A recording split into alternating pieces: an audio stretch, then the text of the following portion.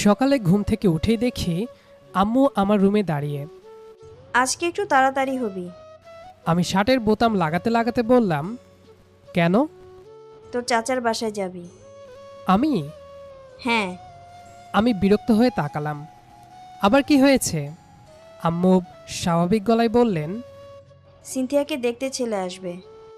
ওর বাবা সকাল থেকেই বাইরে, বাজারের কিছু জিনিস আনতে হবে। আমি এক সেকেন্ডও দেরি না করে বললাম, আমি পারবো না, কেন? অফিসে কাজ আছে। কিন্তু আজ তো শুক্রবার। আমি চুপ। আম্মু এবার ধমকে সুরে বললেন, সব কাজের সময় পাও, আত্মীয়ের দরকারে পাও না। রাগ চেপে চাবিটা তুলে নিলাম। চাচার বাসায় পৌঁছে দেখি পুরো বাড়ি ওলট পালট। কেউ পর্দা লাগাচ্ছে, কেউ সোফা সারাচ্ছে, কেউ রান্নাঘরে ব্যস্ত। আমি কাউকে কিছু না বলে বাজারের লিস্টটা নিয়ে বের হয়ে গেলাম। প্রায় 1 ঘন্টা পর ফিরে এসে দেখি গেটের সামনে একটা সিএনজি দাঁড়িয়ে। সেখান থেকে সিনথিয়া নামছে, মাথায় ওড়না, হাতে দুটো ব্যাগ। মনে হলো পার্লার থেকে ফিরেছে। ও আমাকে দেখে একটু থমকালো, তারপর শুধু বলল, ব্যাগটা একটু ধরবে? আমি ব্যাগ দুটো হাতে নিয়ে ভেতরে ঢুকে গেলাম। ব্যাগ দুটো ড্রয়িং রুমে রেখে আমি আবার বাজারের জিনিসপত্র গুছিয়ে নিতে লাগলাম। রান্নাঘর থেকে একের পর এক ডাক আসছে। কখনো চিনি লাগবে, কখনো বরফ, কখনো আবার ফল ধুয়ে দিতে হবে। আমি কারোর সঙ্গে অযথা কথা বললাম না। যে কাজটা সামনে এসেছে চুপচাপ সেটাই করে যাচ্ছি। এদিকে দুপুর গড়িয়ে বিকেল হয়ে গেল। বিকেল 4টার দিকে খবর এলো ছেলেপক্ষ রওনা দিয়েছে। বাড়ির সবাই তখন শেষ মুহূর্তের প্রস্তুতিতে ব্যস্ত। ড্রয়িং রুমে নতুন কাভার দেওয়া হলো, টেবিলের ওপর ফল, মিষ্টি আর নাস্তা সাজিয়ে রাখা হলো। ফুপুরা এসে সিনথিয়াকে নিয়ে রুমে ঢুকে গেলেন। আমি এসবের কিছুতেই আগ্রহ দেখালাম না। বারান্দায় দাঁড়িয়ে ফোন দেখছিলাম। কিছুক্ষণ পর একে একে কয়েকটি গাড়ি এসে বাড়ির সামনে থামল। ছেলেপক্ষ এসেছে। চাচা এগিয়ে গিয়ে সবাইকে ভেতরে নিয়ে এলেন। হাসি মুখে কুশল বিনিময় হলো। বড়রা নিজেদের মধ্যে গল্প করতে লাগলেন। পরিবেশটা বেশ স্বাভাবিকই ছিল। আমি দূরে বসেছিলাম। আমাকে কেউ ডাকলে শুধু প্রয়োজনীয় কথাটুকুই বলছিলাম। এর কিছুক্ষণ পর সিনথিয়াকে ডাকা হলো। হালকা রঙের একটা শাড়ি পরে মাথা ওড়না ঢেকে ও ড্রয়িং রুমে ঢুকল। এসে সবার সামনে শান্তভাবে বসে পড়ল। বড়রা নানা ধরনের প্রশ্ন করছিল, সিনথিয়া ছোট ছোট উত্তর দিচ্ছিল। না বেশি লজ্জা, না বাড়তি কথা, সব কিছুই খুব স্বাভাবিকভাবে চলছিল। আমি একবার তাকিয়ে আবার চোখ ফিরিয়ে নিলাম। এসব বিষয়ে আমার কোনো আগ্রহই ছিল না। প্রায় 1 ঘন্টার মতো কথাবার্তা চলল। শেষে সবাই মিলে নাস্তা করল। ছেলেটাও খুব ভদ্রভাবে কথা বলছিল।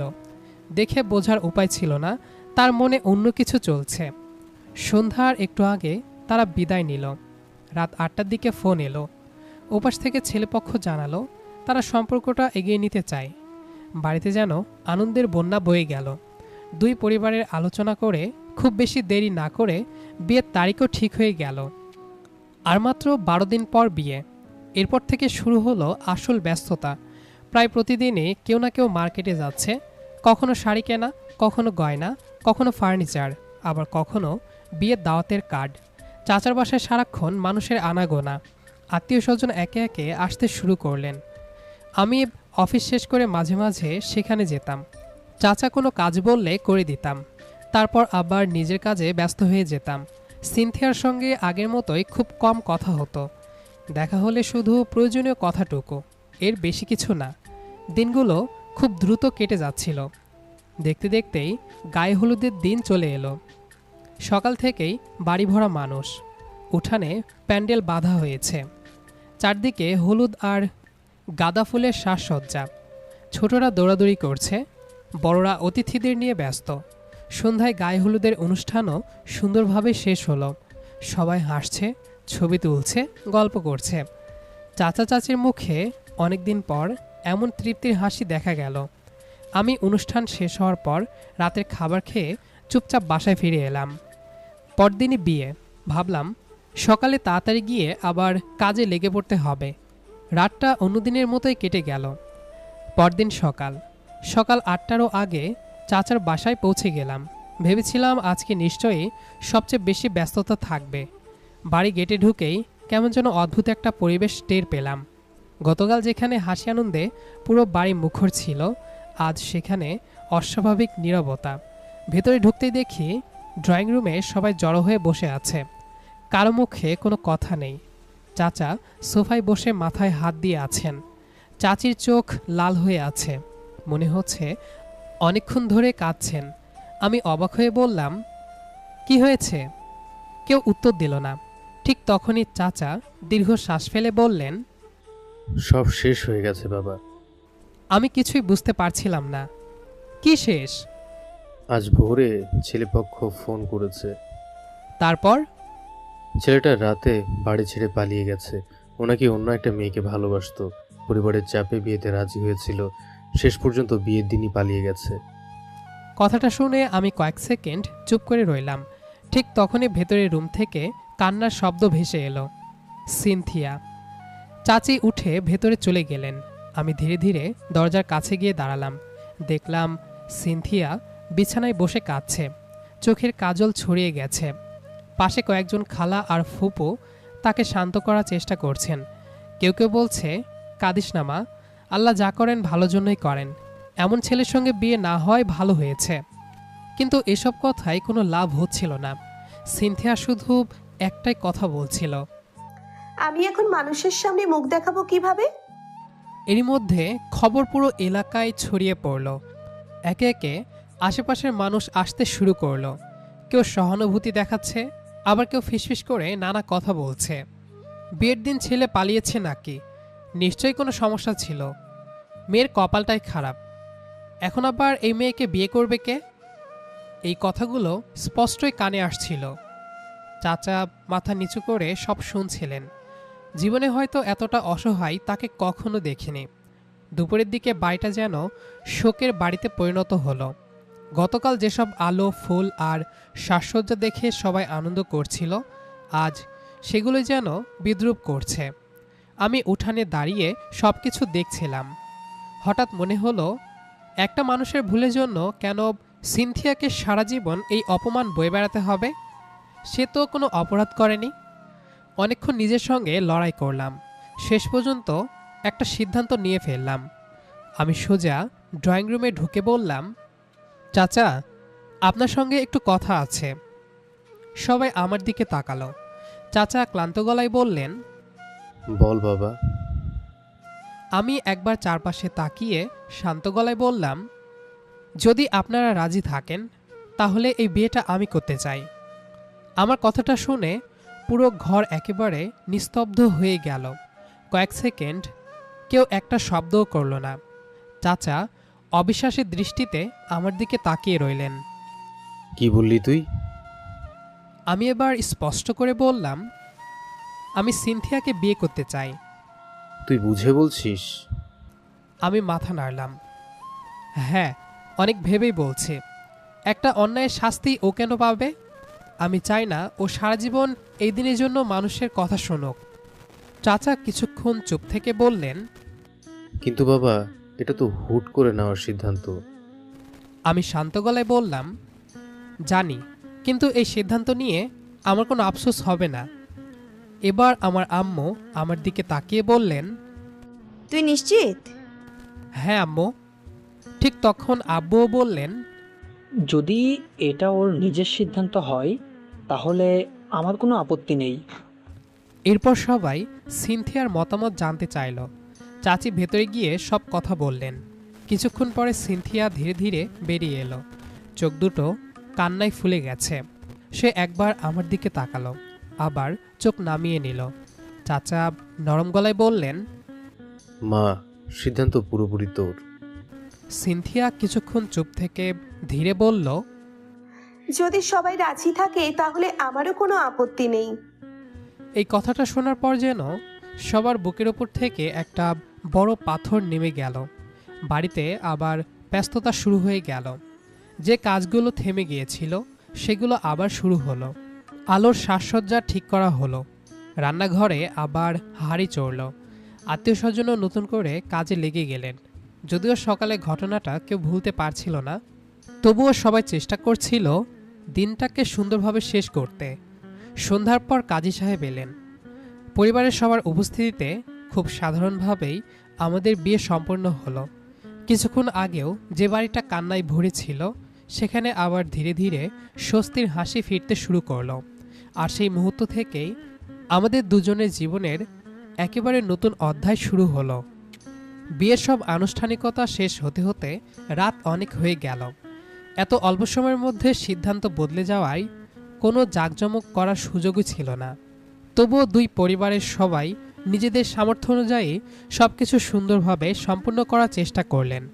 কাজী সাহেব চলে যাওয়ার পর একে একে আত্মীয় স্বজন আমাদের দুজনকে দোয়া করতে এগিয়ে এলেন। চাচার চোখে তখনও পানি। তিনি আমার সামনে এসে কিছুক্ষণ চুপ করে দাঁড়িয়ে রইলেন। তারপর আমার দুই হাত শক্ত করে ধরে বললেন, বাবা, তোর এই ঋণ আমি কোনোদিন শোধ করতে পারবো না। আমি হালকা হেসে বললাম, এসব কেন বলছেন? আমি তো নিজের পরিবারের জন্যই করেছি। চাচা আর কিছু বলতে পারলেন না, শুধু আমার কাঁধে হাত রেখে মাথা নিচু করে দাঁড়িয়ে রইলেন। চাচিও সিনথিয়াকে জড়িয়ে ধরে অনেকক্ষণ কাঁদলেন। সিনথিয়াও চোখের পানি মুছতে মুছতে শুধু মাথা নাড়ল। বিদায়ের সময় বাড়ি পরিবেশ আবারও ভারী হয়ে উঠল। তবে এবার সে কান্নার সঙ্গে একটা স্বস্তিও ছিল। অন্তত মেয়েটাকে অপমান আর অনিশ্চয়তার মধ্যে পড়ে থাকতে হয়নি। কিছুক্ষণ পর গাড়ির দরজা খুলে দেওয়া হলো। আমি আগে উঠে বসলাম। তারপর সিনথিয়া ধীরে ধীরে এসে আমার পাশের সিটে বসল। মাথার ওড়নাটা আরও একটু টেনে নিল। পুরো রাস্তা সে একবারও আমার দিকে তাকালো না। দুই হাত একসঙ্গে জড়িয়ে শুধু নিচের দিকেই তাকিয়েছিল। আমিও কোনো কথা বললাম না। গাড়ির ভেতর এক অদ্ভুত নীরবতা। বাইরে রাতের শহর ধীরে ধীরে পেছনে পড়ে যাচ্ছে, আর আমাদের দুজনের জীবন একেবারে নতুন দিকে এগিয়ে যাচ্ছে। প্রায় আধা ঘন্টা পর আমাদের বাসার সামনে গাড়ি এসে থামল। আগেই খবর পৌঁছে গিয়েছিল, তাই আম্মু আব্বু আর কয়েকজন আত্মীয় দরজার সামনে দাঁড়িয়ে অপেক্ষা করছিলেন। আম্মু ছোট্ট করে বরণ করলেন। এত হঠাৎ করে বিয়ে হওয়ায় বড় কোনো আয়োজন করার সুযোগই পাননি। তবুও যতটুকু সম্ভব নিয়ম মেনেই আমাদের ঘরে তুলে নিলেন। আত্মীয় স্বজন একে একে শুভেচ্ছা জানিয়ে যার যার মতো চলে যেতে লাগলেন। রাত তখন অনেক। সারাদিনের এত ঘটনার পর সবাই ভীষণ ক্লান্ত। আমি নিজের রুমের সামনে এসে দাঁড়ালাম। দরজাটা খুলতেই বুঝতে পারলাম এই ঘরটাও আজকের দিনের মতোই একেবারে সাধারণ। না কোনো ফুলের সাজ, না বিছানায় গোলাপের পাপড়ি, না রঙিন লাইট, না কোনো বাসরাতের বিশেষ আয়োজন। যেভাবে প্রতিদিন আমার রুম থাকে আজও ঠিক সেভাবেই আছে। বিছানা চাদরটা পরিষ্কার করে পাতা, টেবিলের উপর ল্যাপটপ, বুকশেলফে বইগুলো আগের জায়গাতেই রাখা। সব কিছু এতটাই স্বাভাবিক যে কেউ দেখলে বুঝতেই পারবে না আজ এই ঘরেই নতুন একটা সংসারের শুরু হতে যাচ্ছে। আমি দরজার পাশে সরে দাঁড়িয়ে শান্ত গলায় বললাম, ভেতরে আসো। সিনথিয়া ধীরে ধীরে রুমে ঢুকল। চারপাশে একবার তাকিয়ে নিল, তারপর চুপচাপ বিছানার এক কোণায় গিয়ে বসে পড়ল। আমি দরজাটা আলতো করে বন্ধ করে দিলাম। রুমে তখন শুধু নিস্তব্ধতা। কেউ কোনো কথা বলছি না। সারাদিনে ঘটে যাওয়া ঘটনাগুলো যেন এখনও দুজনের মাথার ভেতর ঘুরছে। হঠাৎ করে নেওয়া একটা সিদ্ধান্ত, কয়েক ঘন্টার মধ্যে বদলে যাওয়া একটা জীবন, আর সেই জীবন নিয়েই এখন আমরা একই ঘরে মুখোমুখি বসে আছি। বাতাসে কোনো ফুলের গন্ধ নেই, নেই কোনো সাজসজ্জার চাকচিক্য, কিন্তু তারপরও এই সাধারণ ঘরটায় আজ থেকে আমাদের নতুন জীবনের প্রথম ঠিকানা। রুমের ভেতর তখন এমন নীরবতা যেন কেউ কথা বলতে ভুলে গেছে। আমি কিছুক্ষণ দাঁড়িয়ে থেকে টেবিলের ওপর রাখা পানির বোতলটা নিয়ে একটা গ্লাসে পানি ঢেলে ওর দিকে এগিয়ে দিলাম। পানি খাও।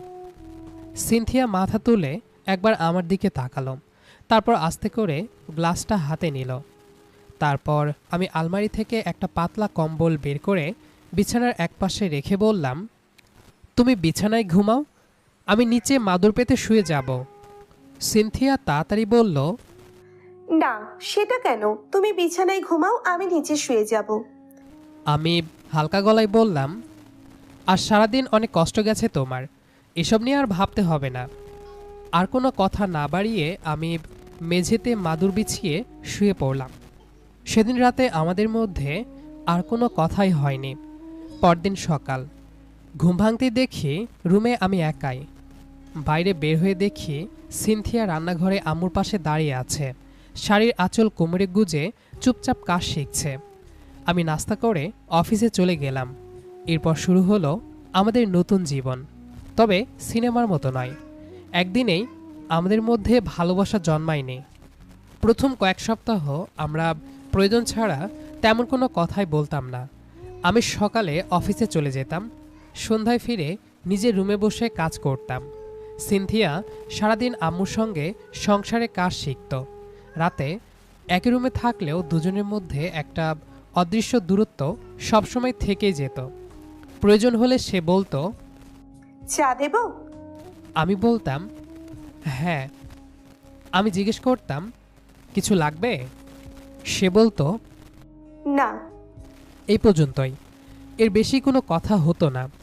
এভাবেই প্রায় 2 সপ্তাহ কেটে গেল। একদিন অফিস থেকে ফিরে দেখি টেবিলের ওপর ধোয়া ওঠা 1 কাপ চা রাখা, পাশে ছোট্ট একটা কাগজ। চা ঠান্ডা হওয়ার আগে খেয়ে নিও। কাগজটা পড়ে অজান্তেই আমার মুখে হালকা হাসি চলে এলো। পরদিন রাতে দেখি আমার অফিস ব্যাগটা গুছিয়ে রাখা। আরেকদিন দেখি আমি কিছু বলার আগেই ও 1 গ্লাস পানি এনে দিল। আমি বুঝতে পারছিলাম ও ধীরে ধীরে এই বাড়ির সঙ্গে নিজেকে মানিয়ে নেওয়ার চেষ্টা করছে। আমিও আর আগের মতো নির্লিপ্ত থাকতাম না। অফিস থেকে ফেরার সময় মাঝে মাঝে ওর পছন্দের চকলেট বা আইসক্রিম নিয়ে আসতাম। কিছু দিতেই সে অবাক হয়ে বলতো, এগুলো কেন? ফেরার পথে দেখলাম তাই নিয়ে এলাম। ও আচ্ছা, থ্যাঙ্কস। একদিন বিকেলে হঠাৎ বৃষ্টি শুরু হলো। আমি অফিস থেকে ফিরতে একটু দেরি হয়ে গেল। বাসায় ঢুকতেই দেখি সিনথিয়া বারবার দরজার দিকে তাকাচ্ছে। আমাকে ভিজে অবস্থায় দেখে সে একটু বিরক্ত গলায় বলল, ছাতা ছিল না? আমি জুতা খুলতে খুলতে বললাম, ছিল, খুলতে ইচ্ছা করেনি। সে কিছু না বলে ভেতরে চলে গেল। 2 মিনিট পর একটা শুকনো তোয়ালা নিয়ে এসে আমার হাতে ধরিয়ে দিল। আমি অবাক হয়ে তাকাতেই বলল, ঠান্ডা লেগে যাবে। আমি কিছু না বলে তোয়ালেটা নিলাম। সেদিন প্রথমবার মনে হলো আমাদের মাঝে দূরত্বটা আগের চেয়ে একটু হলেও কমেছে। সময় নিজের গতিতেই এগিয়ে চলল। 1 মাস, 2 মাস, ধীরে ধীরে আমরা একে অপরের অভ্যাস হয়ে উঠতে লাগলাম। আমি কখন অফিসে বের হই, কখন ফিরি, সবসময়ই সে খেয়াল রাখত। আর আমি অফিসে বসেই মাঝে মাঝে ফোন করতাম। দুপুরে খেয়েছো? উপাস থেকে উত্তর আসতো, হ্যাঁ, তুমি? আমিও খেয়ে নিয়েছি। কথা খুব বেশি হতো না, তবুও সেই ছোট ছোট কথাগুলো যেন অজান্তে আমাদের আরও কাছাকাছি নিয়ে আসছিল। কোনো নাটকীয় ঘটনা নয়, কোনো বড় বড় ভালোবাসার কথা নয়, শুধু প্রতিদিনের ছোট ছোট যত্ন, খোঁজ নেওয়া, অপেক্ষা করা আর একে অপরকে বোঝার চেষ্টা থেকেই আমাদের সম্পর্কটা ধীরে ধীরে বদলাতে শুরু করলো। সময় আরও কেটে যেতে লাগলো। শুরুতে যে অস্বস্তিটা ছিল সেটা ধীরে ধীরে কমে আসতে লাগলো। একই ছাদের নিচে থাকতে থাকতে আমরা একে অপরের অভ্যাসে পরিণত হয়ে গিয়েছিলাম। অফিসে বের হওয়ার আগে আমি একবার না একবার রান্নাঘরে উকি দিয়ে বলতাম, আমি বের হচ্ছি। সিনথিয়া চুলার সামনে দাঁড়িয়ে উত্তর দিত, সাবধানে যেও। এখন আর কথাগুলো শুধু দায়িত্ববোধ থেকে বলা হতো না, কেন যেন একটা আন্তরিকতা চলে এসেছিল। সন্ধ্যায় বাসায় ফিরতে 5-10 মিনিট দেরি হলেই ফোন চলে আসতো। কোথায় তুমি? আমি হেসে বলতাম, রাস্তায় আছি, আর 10 মিনিট। আচ্ছা, সাবধানে আসো। আমি ফোন কেটে দিয়ে অজান্তেই হাসতাম। একদিন অফিস থেকে ফিরে দেখি আমার পছন্দের খাবার রান্না হয়েছে। আমি অবাক হয়ে বললাম, আজ এসব? সিনথিয়া মুস্কি হেসে বলল, আম্মুর কাছে শুনেছিলাম এগুলো তোমার খুব পছন্দ। আমি কিছুক্ষণ ওর দিকে তাকিয়ে রইলাম। কথাটা ছোট ছিল, কিন্তু আমার কাছে অনেক বড় মনে হলো, কারণ কেউ আমার পছন্দ অপছন্দ মনে রাখছে। এই অনুভূতিটাই আলাদা। আরেকদিন রাতে বারান্দায় দাঁড়িয়ে চা খাচ্ছিলাম। সিনথিয়া এসে পাশে দাঁড়ালো। কয়েক মিনিট কেউ কিছু বললাম না। হঠাৎ সে বলল, একটা কথা বলবো? বলো। সেদিন তুমি যদি ওই সিদ্ধান্তটা না নিতে। বাকিটা আর বলতে পারল না। আমি আস্তে করে বললাম, পুরনো কথা আর মনে করো না। সিনথিয়া মৃদু হেসে মাথা নাড়ল। সেদিন প্রথমবার আমরা অনেকক্ষণ একসঙ্গে গল্প করলাম। শৈশবের গল্প, স্কুলের গল্প, আত্মীয়দের নিয়ে হাসাহাসি। কখন যে 1 ঘন্টা কেটে গেল কেউ বুঝতেই পারেনি। এরপর থেকে প্রতিদিনই একটু একটু করে গল্প বাড়তে লাগলো। রাতে খাওয়ার পর আমরা ছাদে হাঁটতে যেতাম। কখনো আকাশের তারা দেখতাম, কখনো ভবিষ্যৎ নিয়ে কথা বলতাম। একদিন হাঁটতে হাঁটতে সিনথিয়া হঠাৎ হেসে বলল, জানো, আগে তোমাকে খুব রাগী মনে হতো। আমি হেসে বললাম, এখন? এখন বুঝেছি তুমি কম কথা বলো, কিন্তু মনটা খারাপ না। আমি মুস্কি হেসে বললাম, আর তোমাকে আগে খুব জেদি মনে হতো। সে ভ্রুকুচকে বলল, আমি জেদি? আমি হেসে ফেললাম। সে হালকা করে আমার হাতে একটা চাপড় দিল।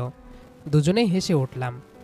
ধীরে ধীরে আমাদের মাঝের অস্বস্তি পুরোপুরি মিলিয়ে গেল।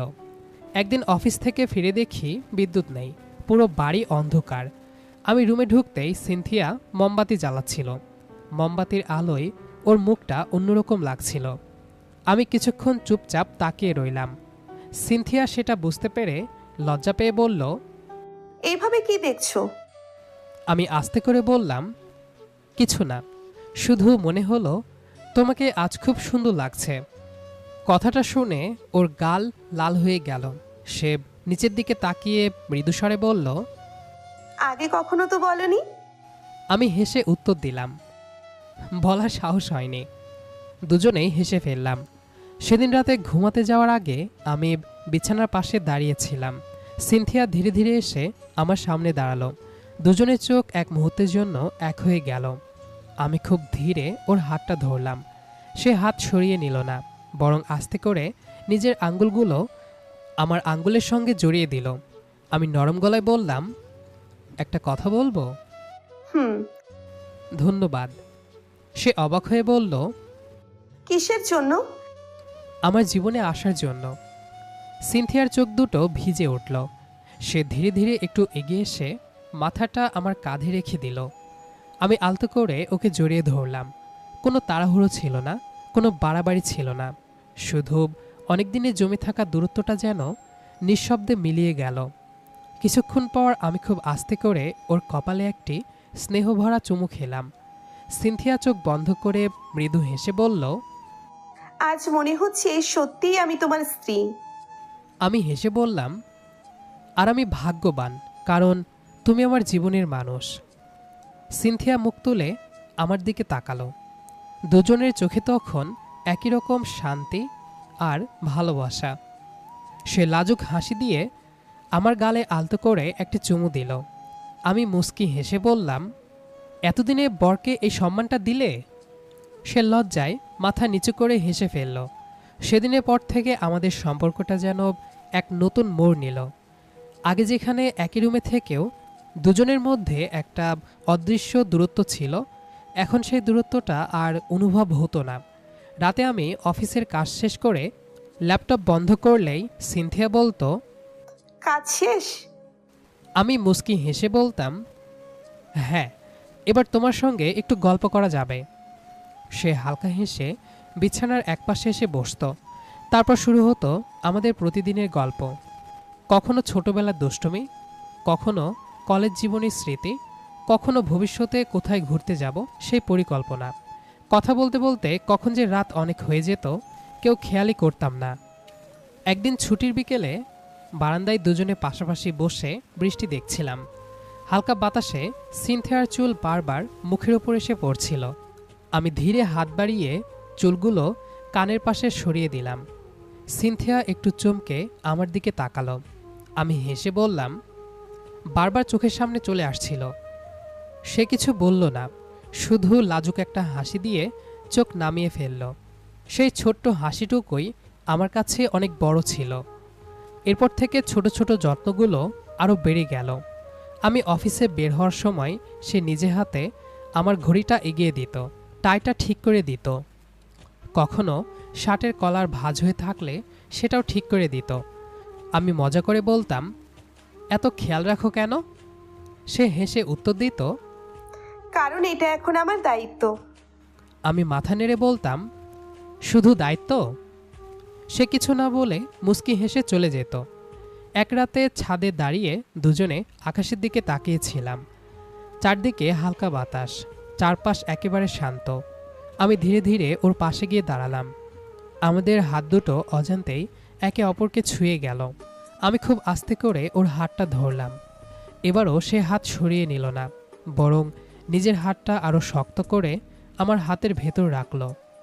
সিনথিয়া নিচু গলায় বলল, জানো, হুম। আগে ভাবতাম আমাদের বিয়েটা শুধু একটা পরিস্থিতির কারণে হয়েছে, আমি চুপ করে শুনছিলাম। সে আবার বলল, কিন্তু এখন মনে হয় আল্লাহর হয়তো আমাদের জন্য এভাবেই সব ঠিক করে রেখেছিলেন। আমি ওর দিকে তাকিয়ে হেসে বললাম, আমিও তখন তাই বিশ্বাস করি। হঠাৎ একটা দমকা বাতাস এলো। সিনথিয়া একটু কেঁপে উঠল। আমি আলতো করে ওর কাঁধে হাত রাখলাম। সে ধীরে ধীরে আমার আরও কাছে এসে দাঁড়ালো। মাথাটা আমার কাঁধে রেখে শান্ত গলায় বলল, তোমার পাশে থাকলে কেন জানি খুব নিরাপদ লাগে। আমি মৃদু হেসে বললাম, কারণ এখন থেকে তোমার সব দায়িত্ব আমার। সে চোখ তুলে আমার দিকে তাকালো, চোখে তখন একরাশ ভরসা। আমি আলতো করে ওকে নিজের কাছে টেনে নিলাম। দুজনে কিছুক্ষণ কোনো কথা বললাম না, শুধু নিঃশব্দে একে অপরের উপস্থিতিটা অনুভব করছিলাম।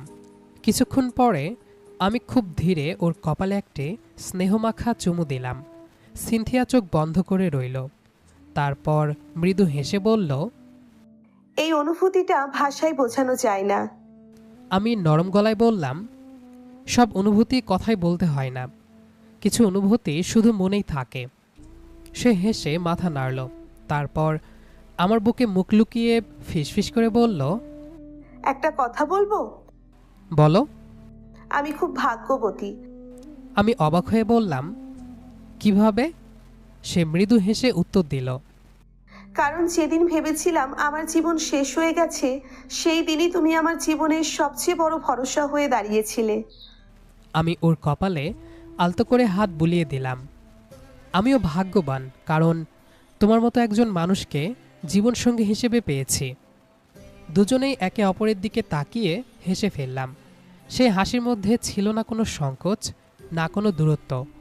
ছিল শুধু ধীরে ধীরে গড়ে ওঠা বিশ্বাস, আন্তরিকতা আর ভালোবাসা, যেটা কোনো একদিনে তৈরি হয়নি, বরং প্রতিটি দিন, প্রতিটা ছোট ছোট যত্ন আর প্রতিটি নীরব মুহূর্ত মিলেই তৈরি হয়েছে। বন্ধুরা, এই ছিল আমাদের আজকের গল্প।